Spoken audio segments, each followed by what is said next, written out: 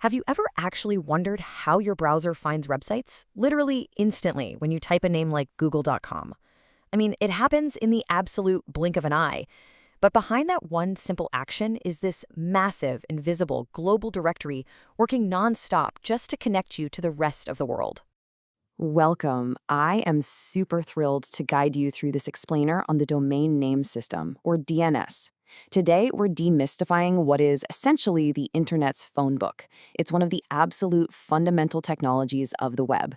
It processes trillions, yes, trillions of requests every single day. By the end of this, you're going to understand exactly how it acts as the foundational translator for literally every click, search, and message you send. So here's our agenda for today. We're going to cover the Internet's phone book, the DNS resolution process, hierarchy and records, caching and lookups, public DNS and DHCP, and finally, we'll wrap up with problems and security. Let's dive right in. Section 1. The Internet's phone book. To really get why DNS is so critical, we've got to look at the core problem it solves for us humans, which is our memory. The domain name system is a distributed database system, and its primary job is translation. Think about the contact list in your smartphone, right? You search for a person's name because you don't want to memorize their random 10-digit phone number. Well, DNS does exactly that, but for the entire internet. It maps human-readable domain names to numerical IP addresses so your devices can locate servers efficiently. To really put this into perspective, just compare a friendly, easy-to-remember domain name like www.google.com to the actual IP address that computers use, like 142.250.190.78. Without DNS automatically converting the name into that correct IP address behind the scenes, browsing the web would be basically impossible. I mean, imagine having to memorize a random string of numbers for every single website you want to visit. No way. All right, moving on to Section 2, the DNS resolution process. This process is honestly fascinating. When you enter a domain, your device first performs a local request and cache check. It's basically asking itself, hey, do I already know this IP address? If it doesn't, we move to Step 2, where it asks a DNS resolver, which is usually provided by your internet service provider. Now, if the resolver is in the dark too, it contacts a root server in Step 3. Think of the root server like a really efficient traffic hop. It directs the query to a top-level domain, or TLD server, in Step 4. These handle all the .com or .org addresses. Then, in Step 5, the TLD server points us to the authoritative server. This is the server that actually holds the official final record. Finally, in Step 6, that IP address is sent all the way back to your device and your browser connects to the site. And the crazy part? All of that bouncing around the globe happens in mere milliseconds. Next up, Section 3. DNS hierarchy and records. So to keep billions of requests organized without the whole system just collapsing on itself, URLs are structured hierarchically. And in network terms, you actually read them from right to left. At the very top, we have the root, which is represented by a simple dot. Right below that is the top-level domain, like .com, .org, or .gov. Then we have the specific domain itself, like example, and finally, the subdomain, like www.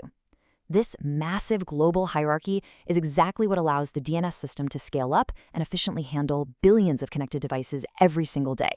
Now, what's inside those servers? Well, you'll find specific types of DNS records. An A record maps a domain to a standard IPv4 address.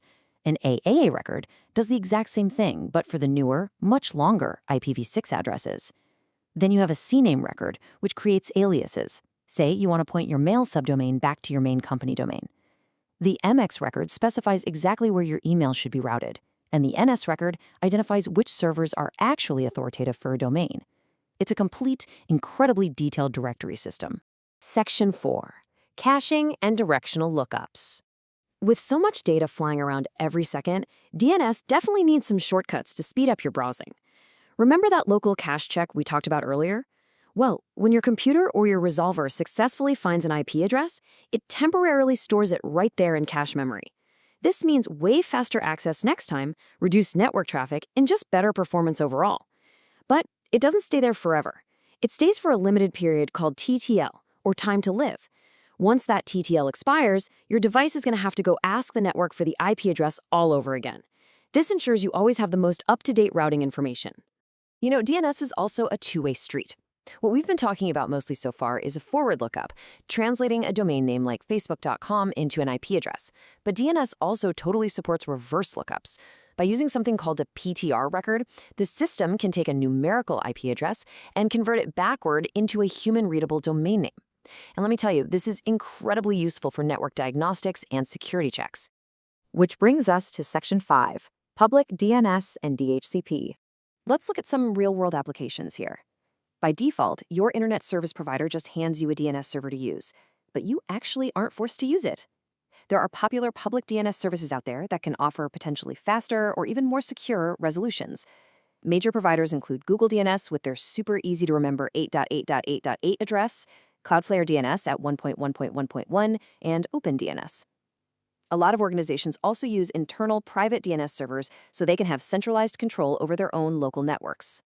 But wait, how does your phone or your laptop actually get these DNS addresses in the first place? Well, the crucial piece of the puzzle here is the relationship between DNS and DHCP. When your device connects to a Wi-Fi network, DHCP is the protocol that automatically hands it an IP address, tells it exactly where the network gateway is, and, most importantly for us, seamlessly assigns it the correct DNS server to use. It's the whole reason you can just join a network and start browsing instantly without having to configure a bunch of things manually. It just works. All right, our final section, Section 6, DNS problems and security. Of course, as we all know, no system is perfect. When you suddenly can't load a website, it's very often one of these common DNS problems. A server failure means your device simply can't resolve domain names at all. It's just a dead end. Incorrect configuration might mean the wrong DNS address got entered somewhere along the line. You might also run into slow DNS resolution, which causes those super annoying delays when you're trying to load a page. And sometimes old or bad records just get stuck in your cache, leading to connectivity headaches. In fact, there is a very famous running joke in the IT world that whenever a network mysteriously goes down, it's always DNS. But beyond just glitches, because DNS is the internet's master directory, it's a massive, massive target for cyber threats.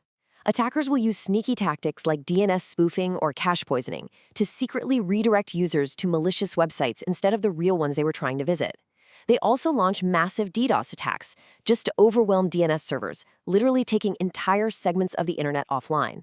To defend against all this, the industry relies heavily on structural defenses like DNSSEC, which adds a crucial layer of cryptographic security, as well as highly secure infrastructure and constant 24/7 monitoring systems. So, what's the big takeaway here?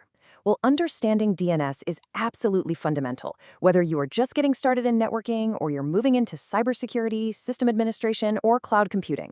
As our source material concludes, DNS truly is one of the technologies that makes the modern internet possible. Without it, modern internet communication wouldn't just be a little inefficient, it would be practically impossible for the average person to navigate. It's a real game changer. Thank you so much for following along with us. If this explainer helped you wrap your head around DNS, please go ahead and like the explainer, subscribe to the channel, and turn on those notifications for more networking lessons. But before you go, I really want to leave you with a question to ponder the very next time you type a web address into your browser. Just how secure is the underlying contact list that seamlessly connects your devices to the rest of the world? Keep learning, stay curious, and I'll catch you in the next explainer.